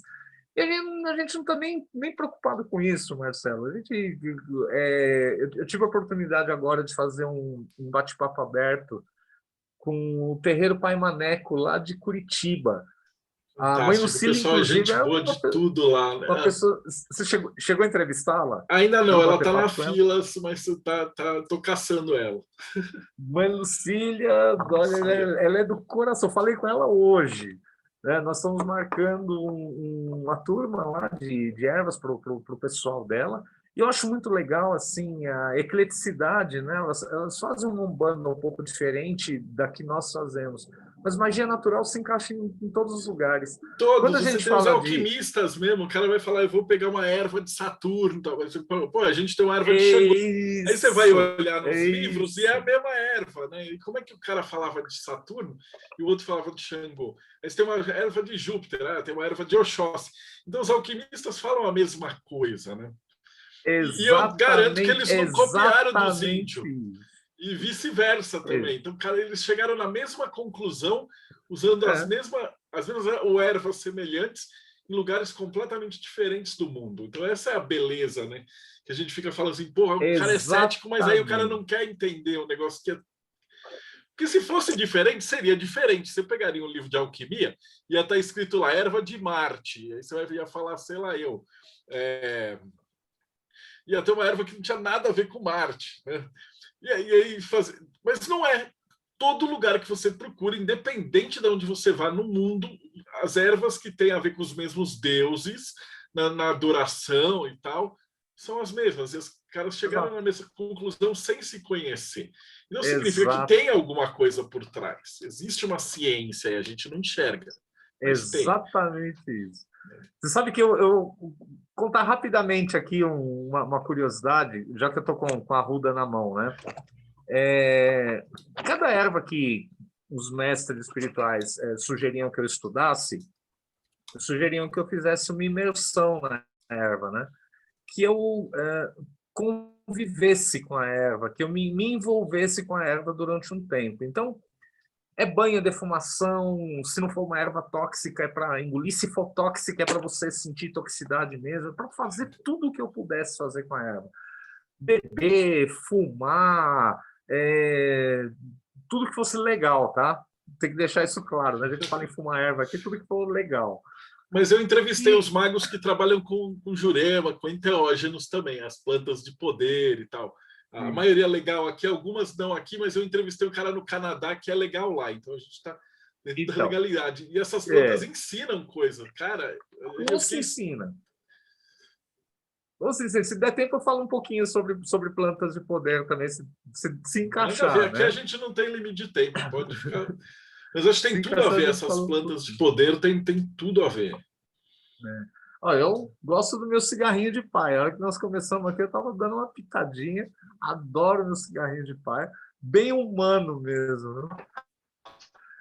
Então, nessa busca, eu lembro que os mestres espirituais vinham, traziam algumas informações, né? Eu estou vendo uma pergunta aqui, pergunta se já estudou as ervas com um ponto de vista diferente da Umbanda, né? Eu vou falar disso agora.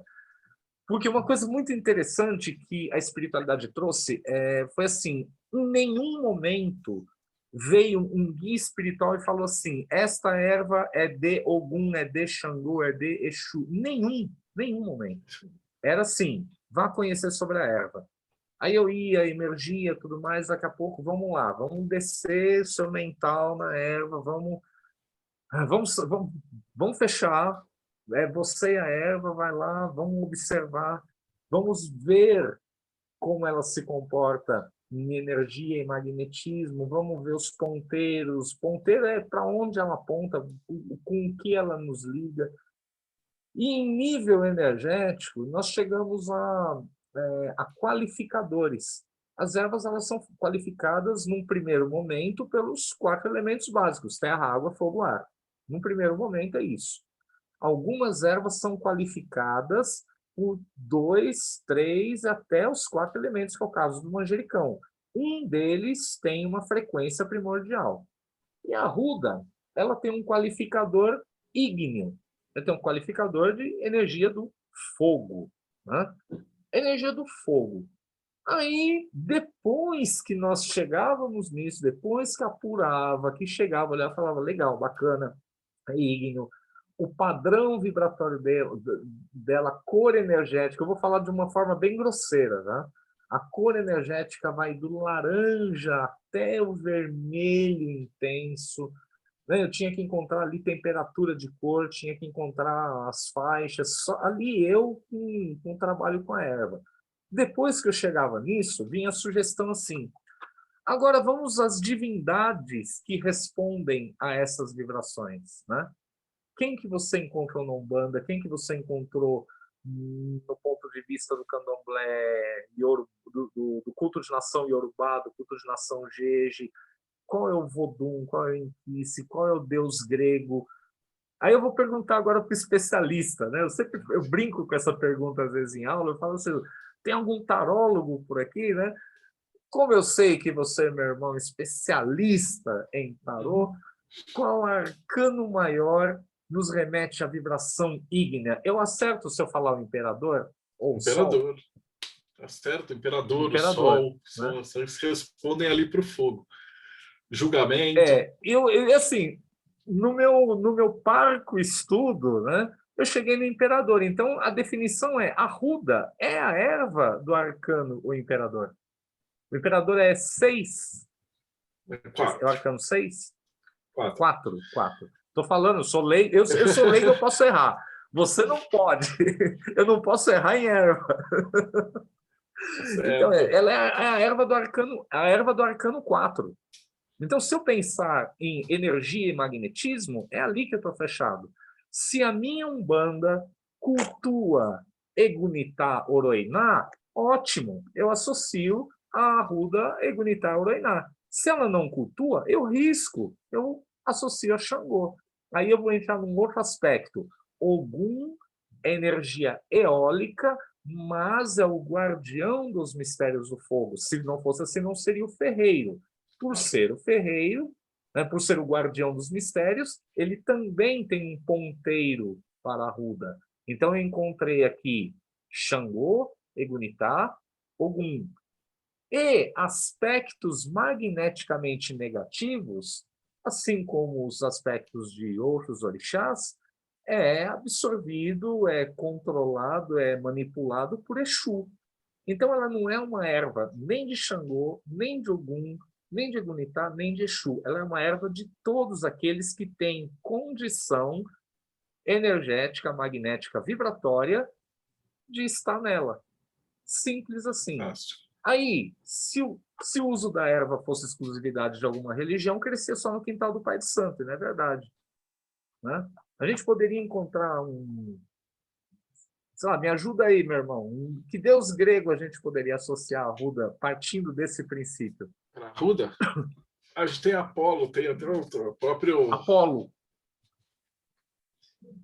Até o próprio Pensei em Apolo. Hermes também, eles têm esses daí.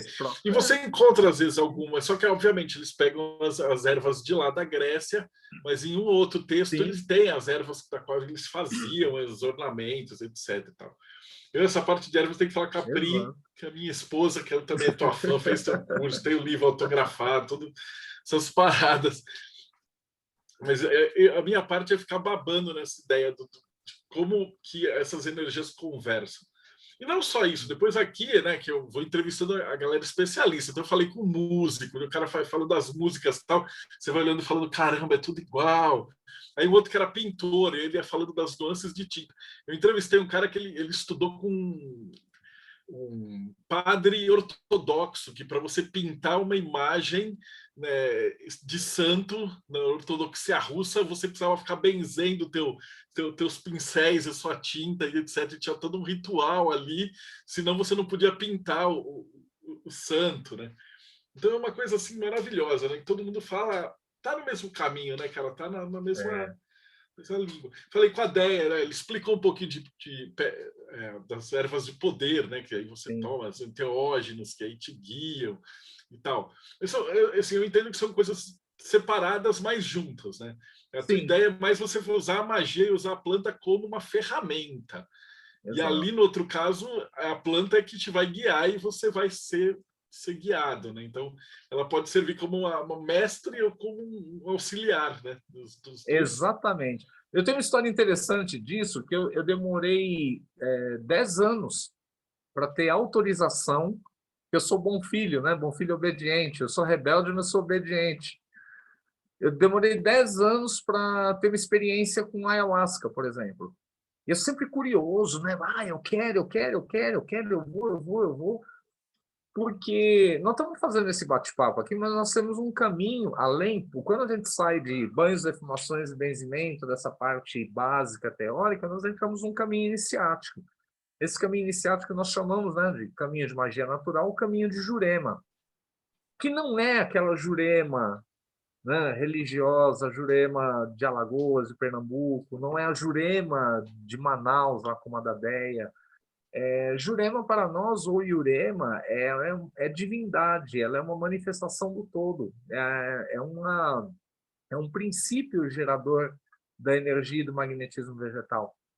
Então, nós olhamos para Jurema de uma forma velada até. Então, quem cumpre as primeiras etapas, lá os 4 primeiros módulos, aí depois nós vamos sentar no chão, vamos sentar na esteira, vamos erva na mão, vamos vibrar, vamos entrar na erva, vamos entender o que são as juremas, o que é esse mistério da natureza. E é interessante que tudo isso eu fui. É uma história realmente muito longa, né? A gente teria que ter horas aqui para falar, mas eu fui levado por esse caminho pela espiritualidade. Tinha vezes que eu tinha tarefas para cumprir, falava, vá para o meio do mato, vá fazer tal coisa. Eu ia lá para o meio do mato, levava minha esteira, levava meu cachimbo, sentava lá e falava, tá, e agora? E agora fica aí. E eu ficava ali 1 hora, 2 horas e nada acontecia. Aí tá, e eu esperava, que eu vou ver? Eu vou ver o Predador, o Schwarzenegger, vou ver o Aragorn, vou ver o Mithrandir. Aí daqui a pouco vinha lá um mestre espiritual e falava, agora levanta e vai embora. Terminou. O que terminou? Terminou, vai embora, não pergunta não. Eu ia. E várias vezes isso aconteceu, um monte de vezes, e eu não tinha percepção do que eu ia fazer ali. Eu ia ali porque eu tinha determinadas essências elementares para absorver. Eu tinha que ficar em contato com aquelas essências para que depois aquilo maturado, equilibrado pelo conhecimento, equilibrado emocional e mental equilibrados, aquilo se manifestasse ali como um conhecimento prático mesmo, né? Levasse pessoas a oferecer, a receber e oferecer. A gente só pode oferecer aquilo que a gente tem. E tem todo um caminho de simbolismo para esse caminho, né? Esse caminho de simbolismo nos ensinou que é, de certa forma, é uma forma muito básica, eu diria assim, sem ofender ninguém, mas é uma forma até infantil, identificar uma erva e a sua relação com o orixá a partir do formato ou da cor de uma folha, né? Ou do aroma, ou da função fitoterápica. Existem ervas tóxicas que, no aspecto energético, elas são muito tranquilas, e o contrário, ervas de uma tranquilidade incrível que no aspecto energético elas são bastante agressivas, né? Então tudo depende da forma com que ela é colocada para funcionar. E eu tinha essa curiosidade, né, de ter uma experiência com as ervas de poder, fosse a ayahuasca, o peyote, a jurema, qualquer coisa, né? E não, eu sempre ouvia sempre a negativa, e eu desencanei até um dia que teve uma oportunidade e um mestrão daqueles mestrões lá do capuz verde por fora e preto por dentro, né? Ou o contrário, me pegou pela mão, olhou e falou assim, menino, você não queria experimentar? Então, vai lá. Eu olhei e falei, mas eu posso? Ele falou, vai lá, cria coragem e vai. Aí eu descobri, e eu fui muito grato por não ter tido a experiência antes, porque nós temos toda uma experiência de transcendência, aí para quem já tomou ayahuasca sabe o que é o termo, né? De trabalho na força das ervas, sem o uso de nenhum enteógeno. Aí o enteógeno entrou como um complemento, como uma ferramenta. Fala, legal, bacana, você tem todo esse conjunto de conhecimento, agora para você aprimorar, para você se certificar de que aquilo que você está fazendo é isso mesmo, entre por esse lado da força e tem um outro contato, um contato com outros seres, com outros elementos que participam também deste contexto, só que de uma forma um pouco diferente, né? Eles trabalham aqui, mas de uma outra maneira.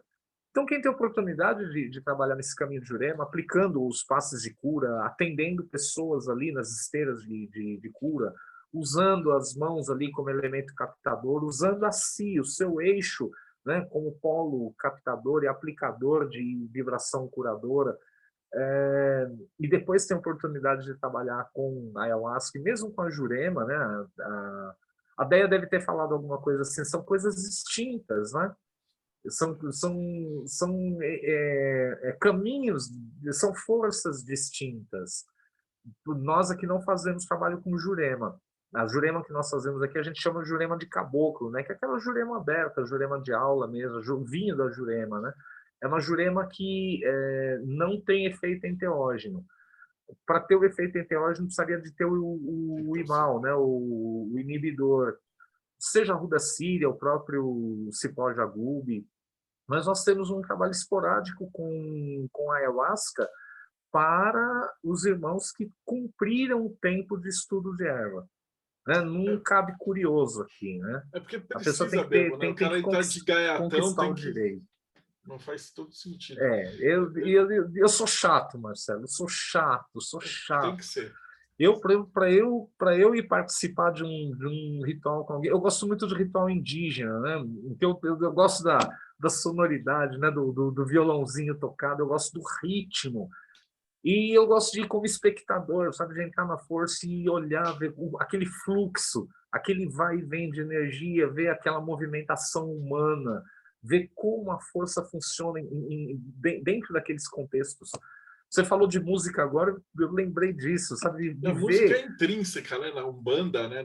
Putz, eu entrevistei o Severino Sena, que ela deu uma aula de como é que a música do GAN funciona. Então, é o que eu falei, essas palestras aqui a gente fica 2 horas, mas na verdade não é. Porque você vai olhar, aí a gente vai ter que escutar agora a palestra da Déia, aí vai ter que escutar do Severino, vai ter que escutar do Akira. Entendeu? Então o cara já vai ter umas 10 horas aqui no canal. Por isso que eu falei assim, segue o canal, dá like, porque vocês vão ver um monte de outras palestras e elas se encaixam. No final das contas, é uma palestra só, né, que está sendo proferida por muita gente diferente, né? Eu tenho uma pergunta do Ulisses, mas ele respondeu a pergunta na própria pergunta. Ele falou: o que é mais importante uma erva? Aroma, a cor, a forma da folha ou não existe uma regra? Não existe uma regra. Essa regra ela é contextual. Existem contextos que vão colocar uma regra. É como um banho de erva na cabeça, né? Sempre tem essa pergunta. Fala assim, eu posso ou não posso? Afinal, eu posso ou não posso? A resposta ela é indeterminante. Por quê? Depende de quem você é e de onde você está. Se você é um iniciado no culto de nação, está com o pé dentro daquele magnetismo, você não pode usar toda e qualquer erva na cabeça, porque você vai ter ali um conflito energético. Mas se você não for um iniciado, não estiver disposto àquele quadrante de magnetismo, ora, não tem por que você seguir um preceito de uma religião que não é tua. É a mesma coisa que você falar assim, eu não como carne na Sexta-feira Santa. Tá, de repente você não come carne por outras convicções, né? Vegetariano, vegano, sei lá. Mas você fala assim, eu não como carne. Eu falo, mas tu é católico? Tu é católico cristão? Não. Por que você não come carne? É porque minha mãe não comia, mas ela te explicou por quê? Não, porque faz mal. Tá bom, você está feliz assim, tá tudo bem, mas não, para mim, no meu ponto de vista, não tem coerência, né? Então, imagina se a gente for seguir preceito de toda religião, né? Amanhã é o dia do Shabat, né? Sexta-feira, judeu ortodoxo não trabalha. No sábado, é o adventista que não trabalha, né? É isso, né? Aí não pode comer peixe, aí no outro religião não vai comer bacon. Então não dá, né? Pois é. Então você tem que entender quem é você, né? Primeiro, fala assim, eu estou seguindo preceitos de outras religiões, e infelizmente a gente vive isso, né? Principalmente aqui no Brasil. Sempre tem aquele religioso. Aí eu tenho muitos amigos em todas as religiões, né? Em todos os candomblés, e a gente tem muito respeito, há um respeito mútuo. A gente só não respeita canalha. Não, aquele canalha essa é a ideia. No canalha, eu entrevistei padre, entrevistei pastor, os caras que estão a fim de trabalhar. O problema é o bandido, é o picareta, é o estelionatário e tal. Não é o pastor que é o problema. É o cara, do mesmo jeito que você tem pai de santo marmoteiro que é picareta e estraga a religião, você tem em todas as religiões. Acho que também foi um dos motivos que eu comecei a entrevistar todo mundo. Eu falei, cara, quem que você quer conversar, Deldébio? Eu falei assim, então não, vamos chamar todo mundo. Se o cara está fazendo um trabalho decente, direito, e tá ajudando as pessoas, não, vamos conversar, a gente está preso em casa mesmo. Né? Exatamente isso. É exatamente isso. O canalha a gente não respeita, porque é o cara que vende problema, não, que cria problema para vender solução, né? Aquele cara que, Exatamente. meu, me mandaram uma essa semana aqui, só puxando uma vírgula. O cara me manda a mensagem, né, no perfil lá da menina falando assim, eu estava olhando sua foto de perfil, eu estou achando que você está com uma energia baixa aqui, você não quer vir fazer uma sessão de Ah. Theta Healing, sei lá que droga que o cara faz, né? Não sei o que é, não sei. Desculpa se eu ofendi alguém aí, mas... Aí ofereceu um monte de coisa, aí a pessoa perguntou, é verdade? E assim, parte daquele princípio, porque você está falando ali com um terapeuta, um pai de santo, sei lá, um cara todo turbantado, e você parte do princípio que a pessoa sabe o que está falando, né? Ele, não, que a primeira sessão é 250, mas aí a gente vê como é que você fica, quantas sessões você vai precisar. Ah, meu, para, pô. A Para com internet isso. tá Não é... cheio. Por isso que a gente está tentando chamar os especialistas para o cara perguntar. Então, vem aqui, você vai olhar, assim, eu nem vou te falar, 180 pessoas, eu já entrevistei cara de todos os assuntos que você puder imaginar. Eu tentei ir atrás dos melhores, e não um só. Geralmente você pode ver 2, 3, 4 de cada assunto, e eles falam a mesma coisa, não tem nem o que discutir. Eu entrevisto os caras de olho fechado, que vai ter essa parte. Falando nisso, a gente já está quase chegando aqui no final, a gente vai para a última parte, que é como é que o pessoal te Vamos lá. acha. E o que Bom, ele falar assim, eu vou pegar depois com ele e vai estar aqui embaixo na descrição do vídeo. legal. Quero aproveitar, né, para esse tempinho aqui para falar de duas coisas. Eu estava falando naquela hora... Ai, derrubei o negócio. Estava falando naquela hora de... se a gente não for chato, não tem respeito. No meio acadêmico, a gente não abre a boca se não tiver referência, né? Então, a minha referência de identificação de ervas, meu mestre, né, de botânica, professor Hélio Lorenzi, né, do Instituto Plantaro. Então, toda a identificação de erva que é feita dentro Coisa do linda, né? nosso trabalho, do nosso caminho, a base é professor Lorenzi. Também professor Furlan, da Unital, com o projeto Quintais Ancestrais, e é muito legal, né? Muito legal mesmo. Falei da nossa base teológica de Umbanda, do Pai Rubens, nossa base doutrinária, que é a nossa história. O nosso trabalho com ervas, ele é um trabalho original. A forma de falar de ervas, a classificação, os ponteiros, e ele está coroado, né? Nona edição, conseguimos chegar aqui, graças a Deus, ali com um trabalho próprio. A edição é nossa, né? O Herveiro. Nós Fantástico. somos os próprios editores, e nós chegamos à nona e, se Deus quiser, daqui a pouquinho tem o livro 2, está saindo do forno, estamos Porque não aprontando. tem fim, né? Né? Sempre tem Também... mais plantas, descobre mais coisa e vai aumentando. Esse é um trabalho que, graças a Deus, está sempre crescendo. Exato. Nós temos uma... Eu falei da turma do Pai Maneco, nós vamos ter módulo 1 aberto agora, provavelmente vai ser no dia 6 de junho, um domingo, das 10 da manhã às 5 da tarde, com intervalo para almoço. A turma pode entrar em contato, eu vou pedir, o chat está aberto, eu vou pedir para a mamãe Andréia, se ela puder colocar o contato no chat, pode? Fantástico, pode, fica à vontade. Mas assim, lembra que isso aqui vai ser eterno. Então, se o cara estiver assistindo daqui 6 meses, ele já vai perder. Então, é mais fácil assim, como é que a gente te acha?